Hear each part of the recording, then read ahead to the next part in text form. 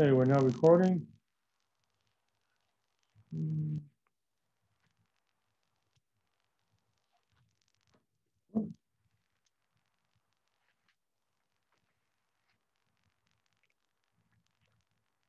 Okay, so we're here. Hope you had a nice 4-day weekend. But the bad thing about the 4-day weekend is we have less days to do stuff. So for instance, when I taught the course last fall, I didn't have these extra holidays. So now that we have the holidays, which I'm not objecting to, and I'm sure you don't, but it means I have to cram in all this material before the next test on the 26th. So I have to go a little bit faster perhaps. Okay, so quick look at the calendar since we haven't met in a while. So this week on Friday, a quiz, but the Friday after that will be our second exam. It'll be on chapter 2. Okay, so coverage is all this stuff here. Okay, all right. Next big announcement is I've got this thing now. Okay, and I noticed some of you already have it, and I might actually have to ask some of you for help on this. So I'm not an expert on this, so maybe this will improve the quality of the lectures. We shall see. Okay, so I'm going to try this thing. Although to me, it's kind of weird to have this because when I go like this, it kind of feels like I'm a travel agent or something like that. You know, don't feel like a teacher. But I'm going to give it a shot, and maybe I'll ask some of you to comment on whether this is working or not working, or it's better or not better. So let me try to connect it now. And again, I might ask some of you for help because some of you are probably better than this.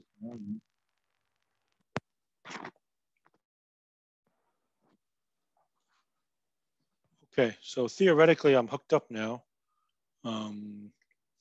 So if you feel like you can comment, you know, is this better or worse, or you can't even hear me or anything like that. Yeah, let's do that right away. Can you hear me, or does anybody want to comment? Is this better than before or worse than before? Okay. It is. This is better. This is much better. Working. Okay, sounds good. Okay, great. No more static. All right. Okay, there's only one weird thing is I seem to be hearing myself. There's kind of like a little mini echo.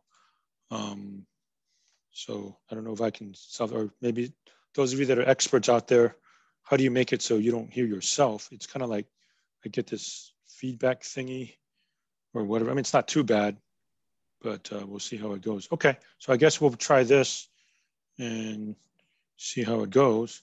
The other thing is I've got more things tied up, so it's harder for me to reach over stuff because I have all this, but we'll see. All right, so this is better, I guess, and we will proceed. Okay, so we're doing epsilon delta proofs, okay? And what you want to do, okay. So you definitely want to put this on your next formula sheet, your next cheat sheet. Whoops. Okay, so page 106, all of this. So limit as x approaches a of f of x equals L, and we'll do a lot of proofs today. Okay, if for every epsilon greater than 0, there is a number delta greater than 0 such that, and then I put in quotes x is close to a, formally 0 is less than absolute value of x minus a, less than delta, then absolute value of f of x minus L is less than epsilon. And that's the meaning of y or f of x being close to L. So how do we actually do these proofs right now? Okay, so that's what I'm going to show you. And yet for the rest of the problems on the homework, it doesn't really matter much whether I show you an even or an odd, because I don't believe the back of the book shows it to you anyway, but it says prove it. If it says prove it, then there's really nothing to show in the back of the book. So evens or odds are pretty much the same. Okay, so last time I did all this stuff. So now let's try to show you what a formal proof is like. And I should mention, we're only scratching the surface. We're doing only easy stuff, quote unquote. Okay, now you might think these are difficult, and they are, but they can get much more difficult. The much more difficult ones we're leaving out. Okay, I'm saving only the quote unquote easier ones for you guys. Okay, so last time we did something like this. So now, how do you prove stuff like this using epsilon and delta?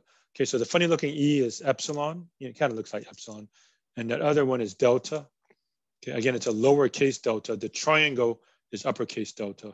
So Greek has upper and lowercase, just like English. Okay, now all of these, we believe them just by direct substitution, right?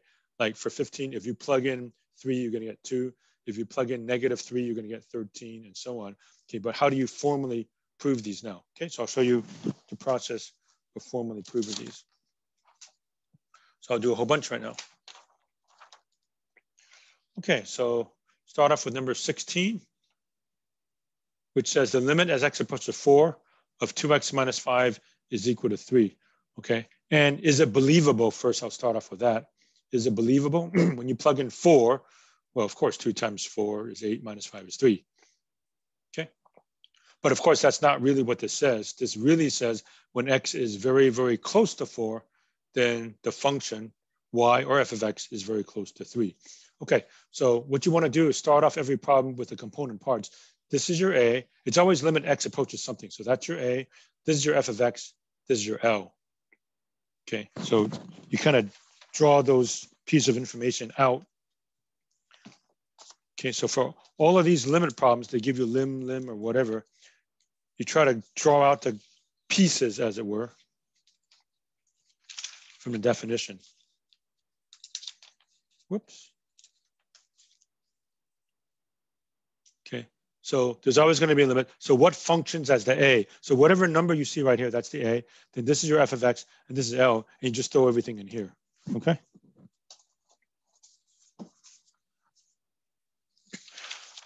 So in this particular case, limit as x approaches 4 of f of x equals L. So this is my f of x, this is my L. Okay. So here's how the proofs work. They always go like this. So you start off with this very same language. You might as well just copy it down directly on your formula sheet if I give you a proof like this on the test. So you're given epsilon greater than 0.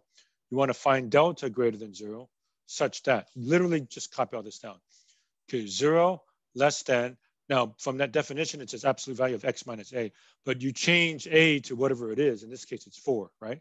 So put absolute value x minus 4 less than delta implies, so draw the arrows, meaning implies, absolute value of, okay, then you put what f of x minus L is. So f of x is this stuff, right? The thing here is f of x, 2x minus 5, minus the limit, 3 is less than epsilon.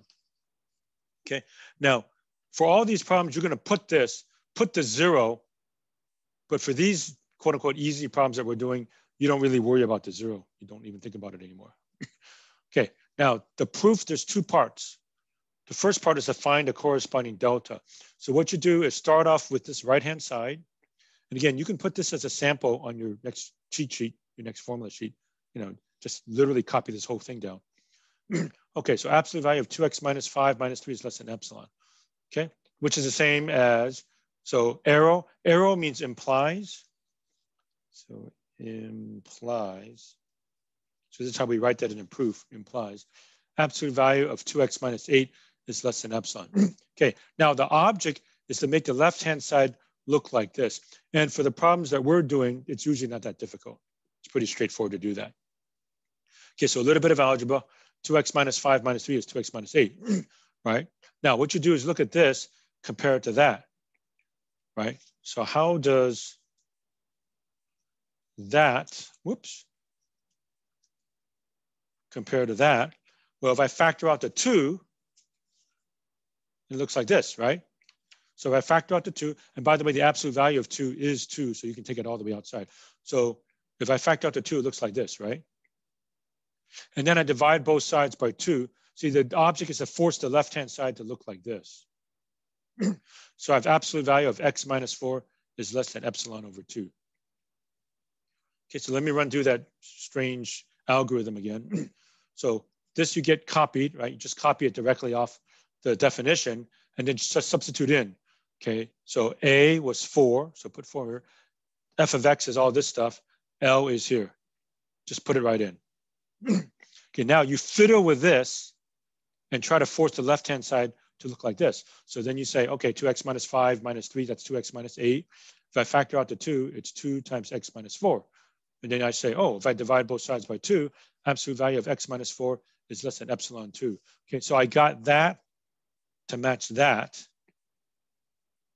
So therefore, I just let delta equal epsilon over 2. Okay, so let delta equal epsilon over 2. So I've got a root. It's almost like a function.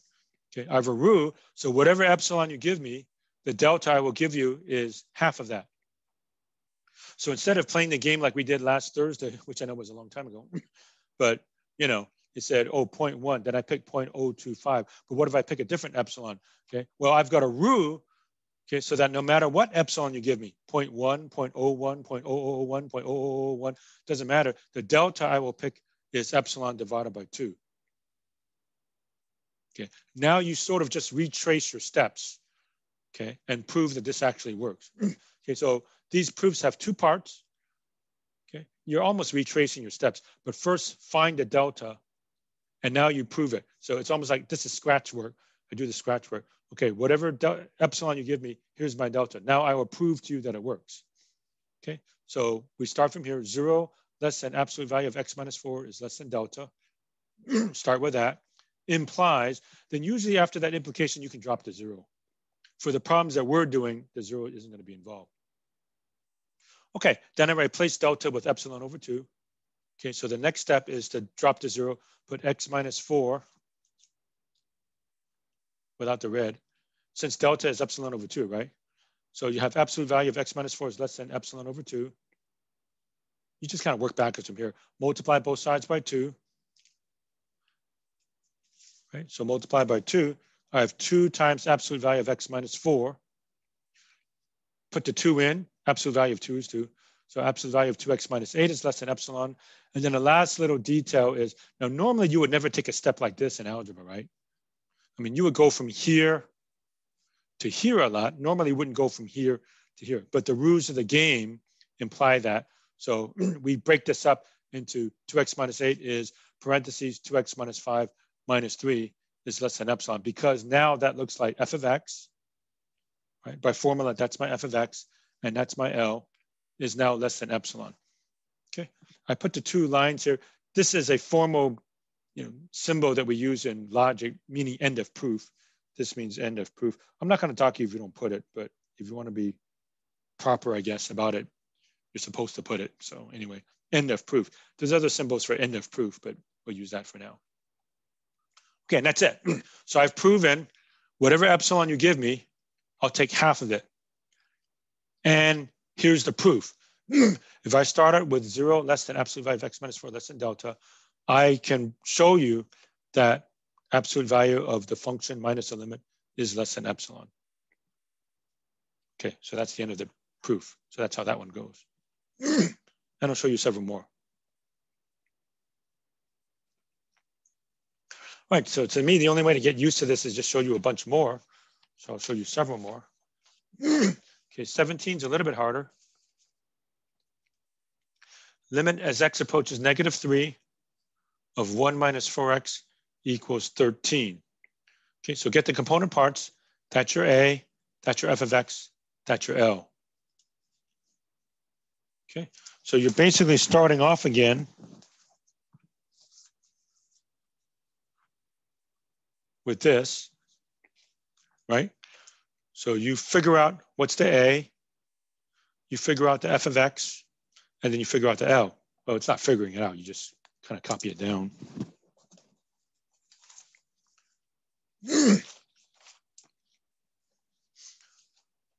Okay, so what do you write?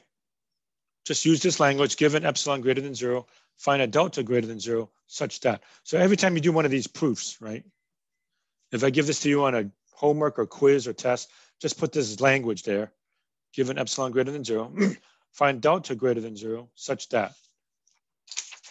All right, then just use the definition except plug in. So 0 less than absolute value of x minus a less than delta. So what was my A? My A is -3.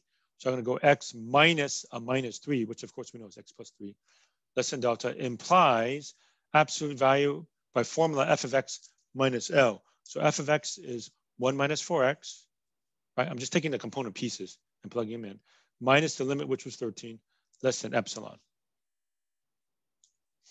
Okay, so I plug in what's the A, the f of x, and the L. Okay, and of course I know this is going to be what? X plus 3.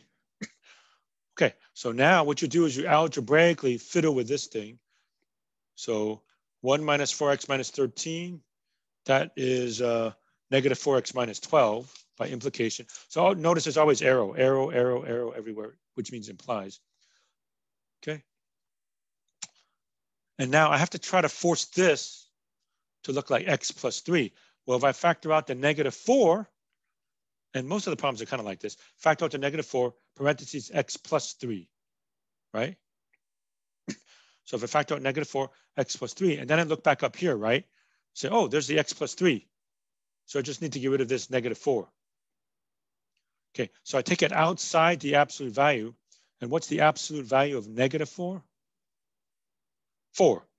So that's why outside I put the 4. Okay, so now it looks like this. Okay, so again, absolute value of -4 is 4. Okay, and now I say to myself, how do I force the left-hand side to just be x plus 3? Well, I'll just divide by 4. So that's the step. So now I have absolute value of x plus 3 is less than, should be less than, epsilon over 4. See, I want to make this side look like this side. Once I get the x plus 3 and x plus 3 to match, then I just set delta equal to this thing. So delta equals epsilon over 4. So whatever's on the right-hand side over here, that's going to be your delta. So that delta equals epsilon over 4. So I now have a root. So I don't have to check every single time, like for problem 13. Okay, say, well, if epsilon is 0.5, what do you pick? If epsilon is 0.1, what do you pick? If epsilon is 0.025, what do I pick? I got a root, so I don't care what epsilon you give me. In this particular problem, I will divide it by 4. Sometimes you multiply or whatever, we'll see. Okay, now for the formal proof. So formal proof, you start off with the 0 less than stuff. Okay, so 0 less than absolute value of x minus a. So here we go. 0 less than absolute value of x minus a minus 3 is less than delta. And now I'm just retracing my steps, force it to look like this back over here, right? All right, so we know the way it goes. So once you have this written down, just drop the 0. Don't worry about the 0 anymore.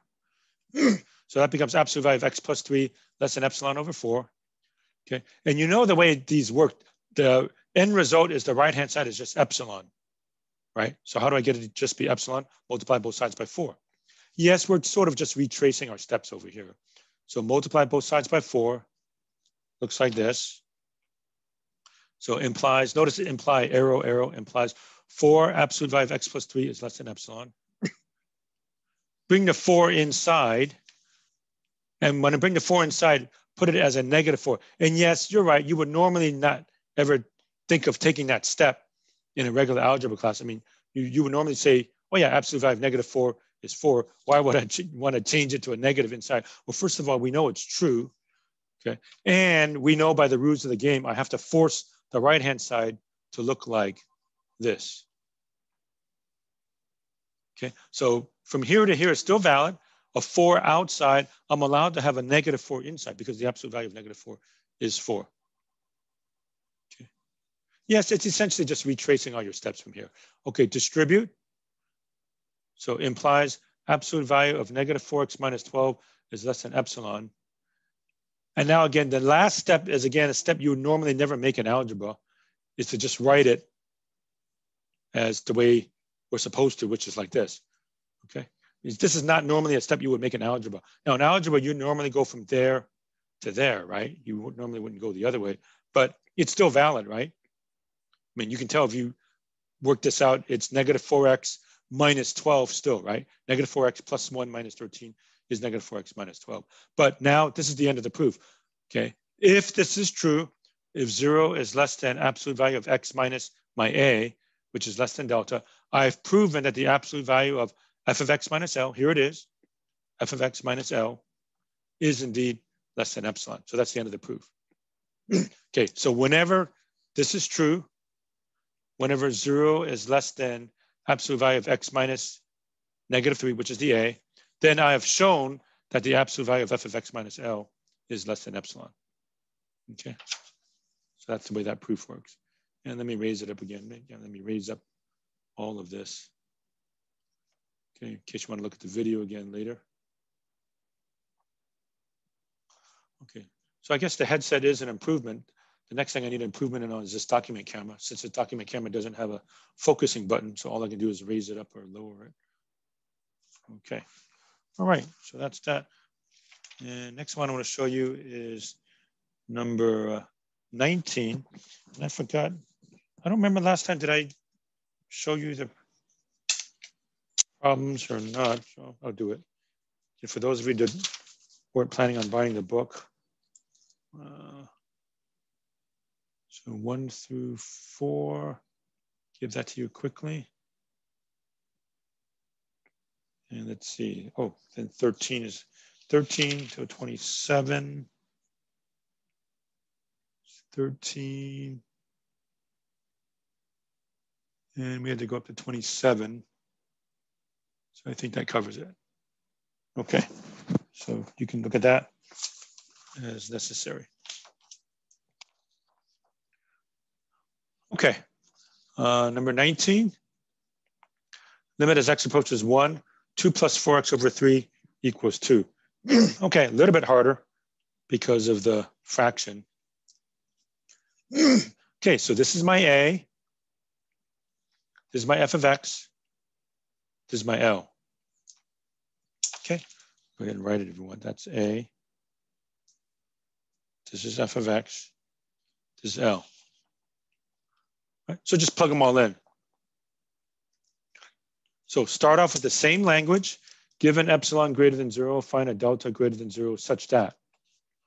Okay, 0 less than absolute x minus a, in this case a is 1, less than delta, implies absolute value of f of x minus L by the definition. So here's my f of x, right?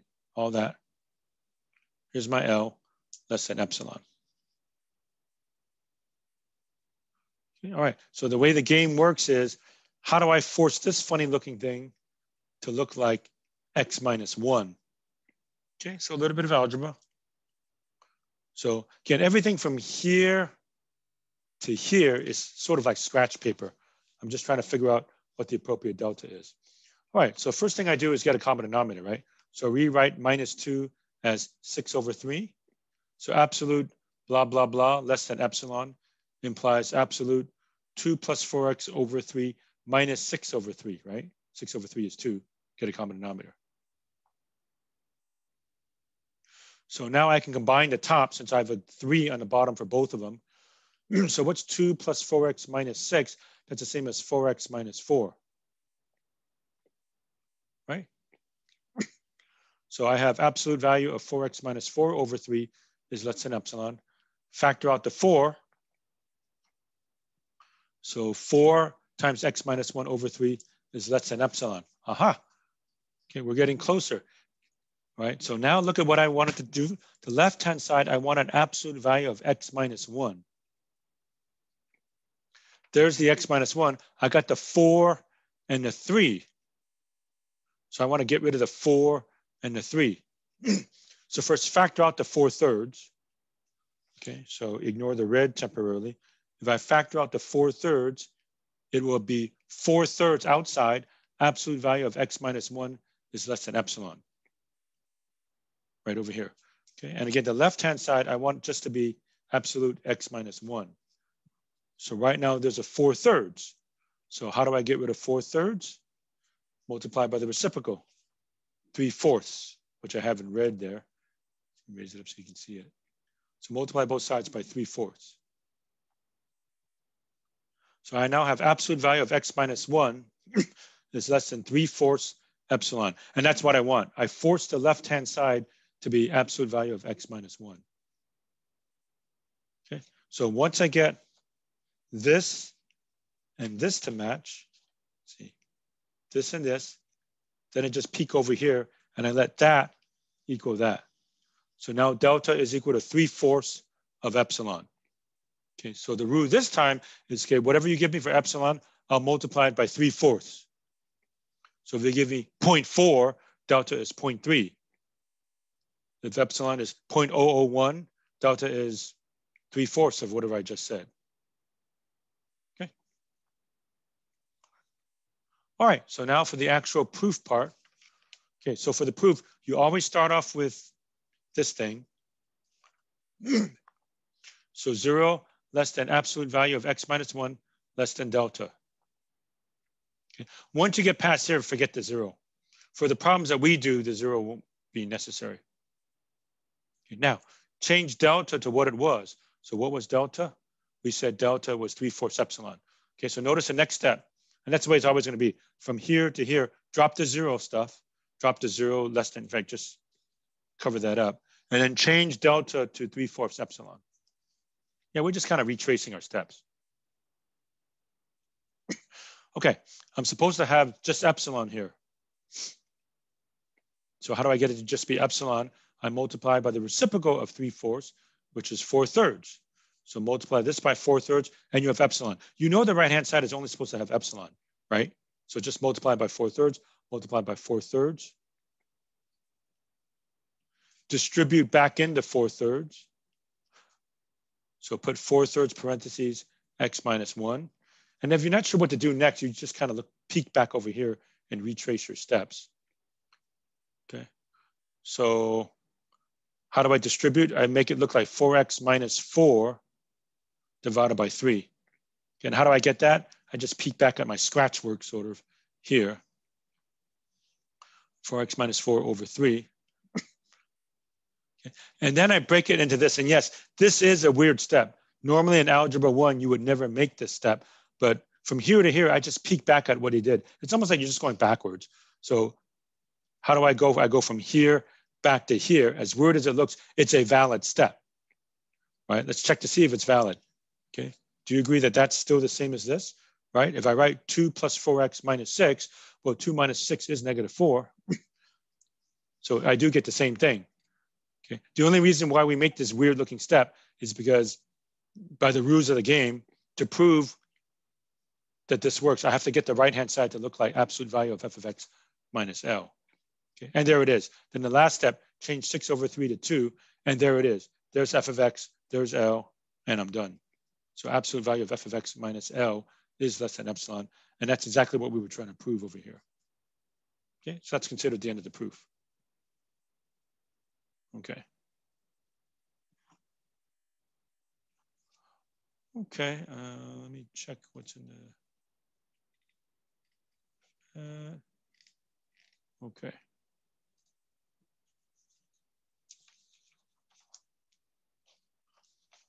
Okay, 23 and 24 and 25, I guess. Okay, this should be somewhat trivial. So let me try those for you. 23, limit as x approaches a of x is equal to a. This is one of those where sometimes I would call it, it's so easy, it's hard. Okay, but I mean, just think of the language. When x is close to a, then x is close to a. You know, it's sort of redundant. Okay, so this should be an easy proof if you know what to do. So just follow the rules of the game, so to speak, right? Just faithfully follow what we're supposed to do here, right? So if 0 less than absolute value of x minus a less than delta, then absolute value of f of x minus L is less than epsilon.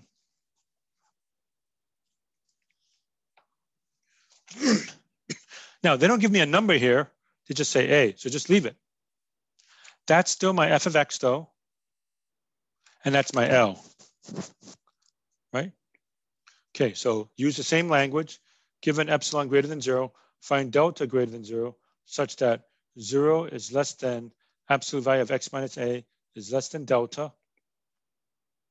Implies, arrow implies, absolute value of, okay, so f of x minus L by the rules of the game. So the right-hand side is the function. What's the function? X. What's the limit? A is less than epsilon. Right? So again, that's A. A is A. F of X, L. So leave A alone. F of X, L. Okay, so find delta so that whenever this is true, this is true. Okay, now, ordinarily, like for all these other ones, right? I did a little algebra. I forced the right-hand side to look like the left. I divided or multiplied by something, right? Forced the right-hand side to be the left. Okay, so look what's happening here. So I've got this set up. I want that to look like that. Well, there's nothing to do. This already looks like that, right? So it's easier than you think. That's what I mean. Sometimes it's so easy, it's hard. You think, oh, maybe I should do something. Should I multiply or divide? No, I have to force. Remember, for all the other problems, right? We had to do some algebra, like multiply by something or divide by something, right? I need to make that look like that. It already looks like that. In which case I said, okay, just make that equal to that. So let delta be epsilon. So there's really not much to the proof. Okay, so here's the start of the proof. 0 is less than absolute value of x minus a is less than delta. If I change delta to epsilon, then it says, yeah, I actually don't even need this, although it's not really wrong to read. Okay, we said you drop to 0. That means absolute value of a is less than epsilon if delta is the same as epsilon, and that's all I needed to prove. That's exactly, this is the function, it's also the function, and that's the limit. So this one was too easy. So sometimes it was, because it's too easy, it becomes hard. You think you have to do something, but you don't. Okay, so just let delta be the same thing as epsilon.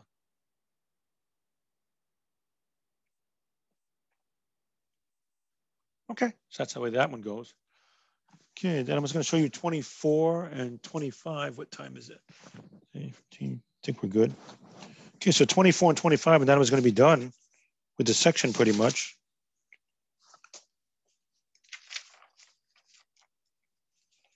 Limit as x approaches a of c equals c.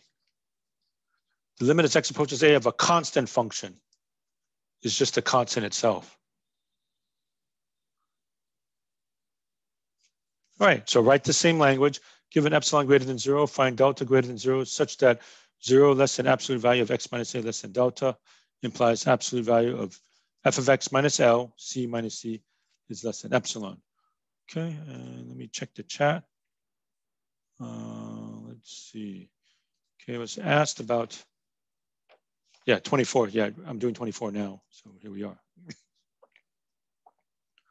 Okay, so this has to do with implication. Okay, 0 is less than absolute value of x minus a less than delta. Absolute value of c minus c. What's the absolute value of c minus c? 0. 0 is less than epsilon. That's already true. It doesn't depend on delta. So you can let delta be anything. Okay, so by the rules of the game, you have to pick a real number delta. So I just picked delta equals 1, but you could have put delta equals pi. You can have delta equals 1,000,000. You'd have delta equals 0.01. It doesn't matter.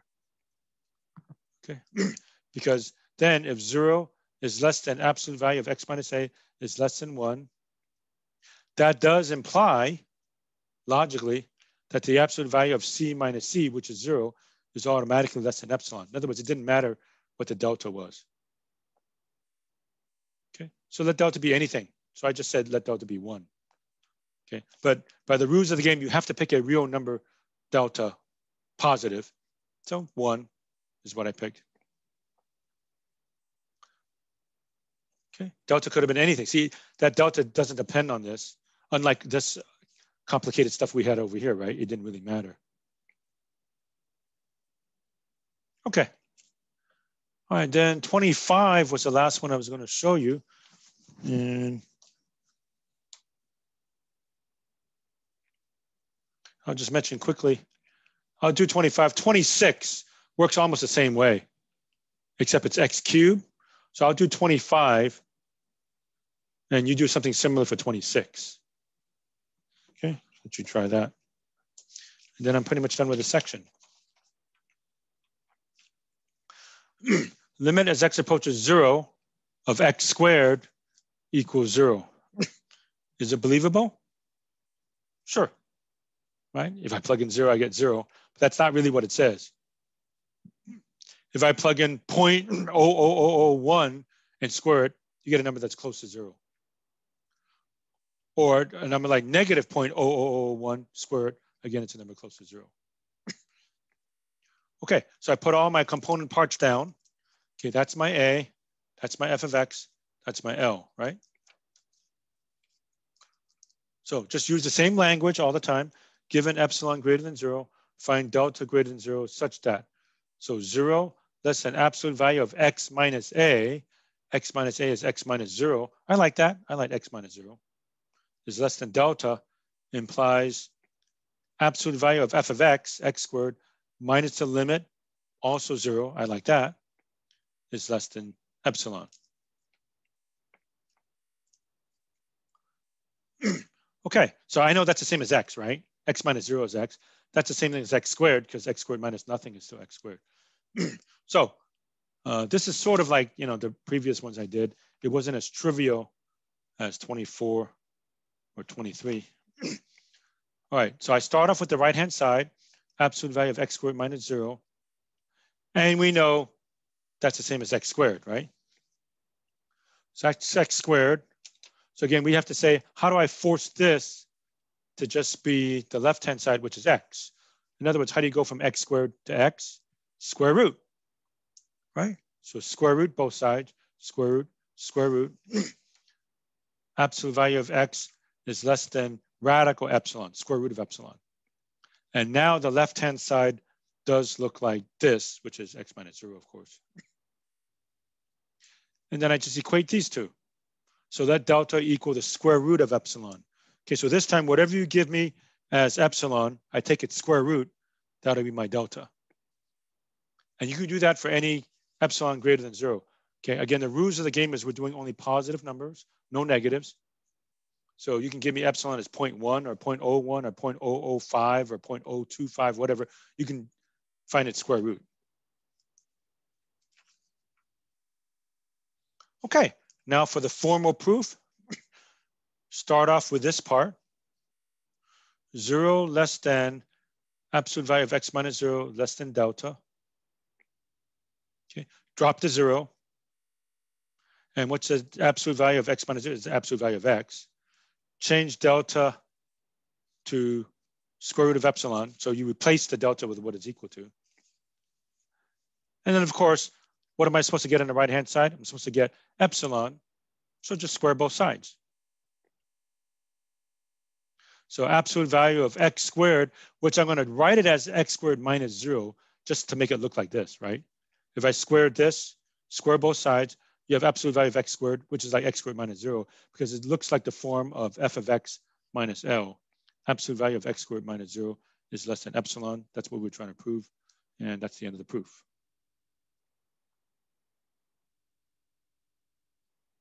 All right, so that's it for 25. Now for 26, it was x cubed, exactly the same thing, x cubed. Can you guess what happens here?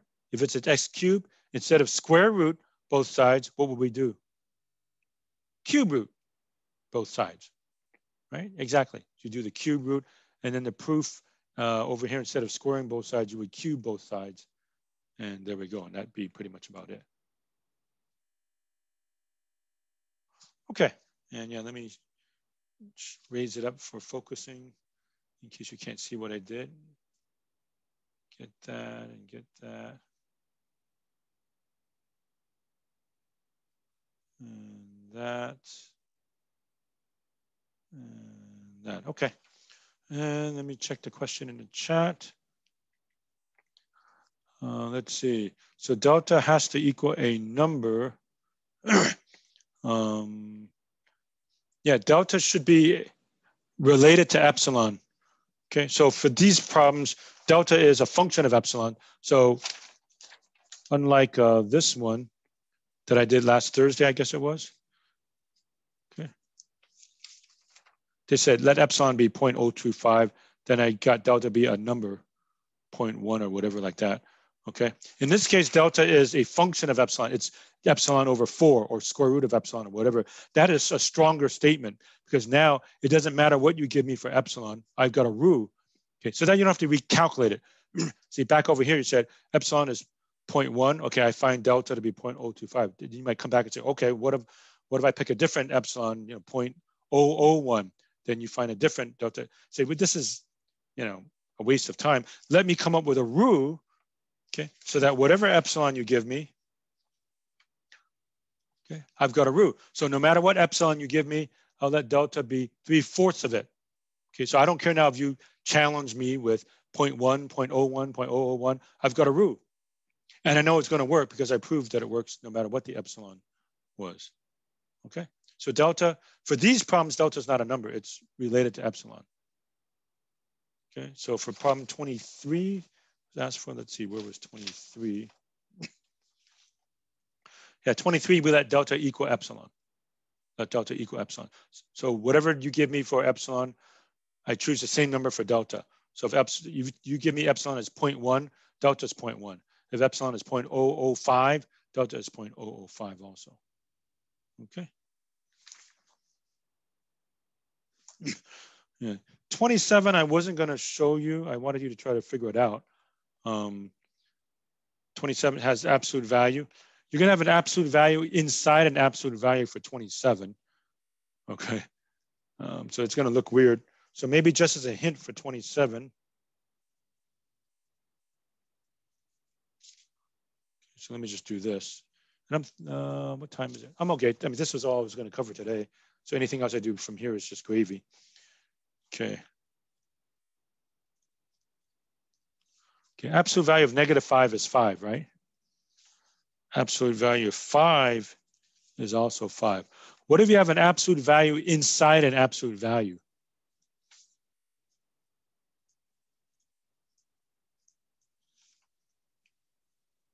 What is that? Still going to be 5, right? Okay. If you go by order of operations, right? If you do the inside, right? Okay, so absolute value of -5 is 5. Okay, so this thing right here, I'll circle it. The thing in green is 5. So it's just like asking for the absolute value of 5. It's still 5. Okay, it doesn't matter how many more absolute values. You can have absolute value of absolute value. It doesn't matter anymore. I've already got to be positive. So once it's already positive, then it doesn't matter. It's going to stay the same. Okay, so that's it. That's the only hint I want to give you for 27. Okay. All right, folks, I'm done with the section. I only have 5 minutes left. I'm not going to give you anything to do in class today, but I'll just give you an introduction to the next section, and then we'll quit. So schedule-wise, I'm now done with 2.4. So tomorrow on the original schedule was 2.4 and 2.5. I'm going straight to 2.5.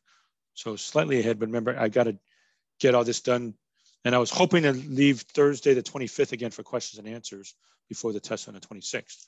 Okay, but what are we heading for next? Is something called continuity. So page 114, continuity. Here's a very formal definition of a continuous function. So put this on your next cheat sheet. Again, it's on the bottom of 114. A function f is continuous at a number a if limit as x approaches a of f of x equals f of a. I'll explain more the meaning of it and why that's true. So continuous. Now, I like to make abbreviations. So I will put C-O-N-T, cont, for continuous. So if you see me write C-O-N-T, it's continuity or continuous, you know, something like that. There's how you spell continuous, continuity. Okay, C-O-N-T. Okay, the rough idea about continuity is, can you draw the graph without lifting up your pencil from the paper? Okay, so figure 1 on page 115. Okay, it's smooth, it's continuous. I can draw the whole thing without lifting up my pencil from the paper, right? So this is continuous everywhere. In particular, the function is continuous at x equals a, right? Here's an example where the function is discontinuous or not continuous, figure 2, at certain points. See those holes there? Okay, there's a hole at x equals 1. There's a jump at x equals 3. And at x equals 5, looks like it jumps up to a dot up there, right? So we would say the function's continuous and then not continuous at x equals 1, right? Because you have to lift up your pencil to keep going. Okay, continuous, continuous, continuous, and then discontinuous at x equals 3, it jumps up again. And then continuous, continuous, and then not continuous or discontinuous at x equals 5, jump up to do the dot, and then continuous the rest of the time, right? So we have figures 2, points of discontinuity, we would say, discontinuous or discontinuity, language, discontinuous, discontinuity, page 115. So where do I have to lift up my pencil from the paper, right? So in figure 2, looks like at x equals 1, x equals 3, and x equals 5, the function is discontinuous, or those are points of, where'd it go? Discontinuity. But it's continuous everywhere else, right? Smooth. I don't have to lift up my pencil from the paper there, or there, or there, but only at 1, 3, and 5 does it look like the function's discontinuous. All right. So we're talking about the concept of continuity or continuous functions. Okay. We can have continuity from the left and also from the right, just like we have limits from the left and from the right. Okay. This is on page 116. Okay. As you might guess, continuous from the right, limit as x approaches a from the right with a plus symbol, f of x equals f of a. Continuous from the left, limit as x approaches a with a minus sign, f of x equals f of a. Okay. Right? And we can be continuous on an interval. Okay. Continuous on an interval, it's continuous on every point in the interval. Okay. Just like this, you know, continuous everywhere, continuous, continuous. Oh, not continuous at x equals 2. Okay. So here are some pictures of discontinuity for a function. This was the greatest integer function I talked about, step function. Okay. So it looks like it's discontinuous at all the integers, right? Continuous jump. So not continuous at 0, 1, 2, 3, right? But continuous everywhere else in between. Okay, so that's where we're heading. Brief introduction to that. We'll continue with this tomorrow. Let me check the chat real quickly about that. Okay, yeah, so if anybody wants me to catch their attendance and you came late, then go ahead and put it right now also. Okay, I think pretty much that's about it. So anybody else have any questions? You can unmute yourself or put it in the chat. Otherwise, we're done for the day. All right, that'll do it, folks. So hopefully this will help record the audio a little bit better from here on out. All right, that'll do it for today, folks. So have a good day, and we'll see everybody next time. Okay, thanks. Bye, everyone. See ya.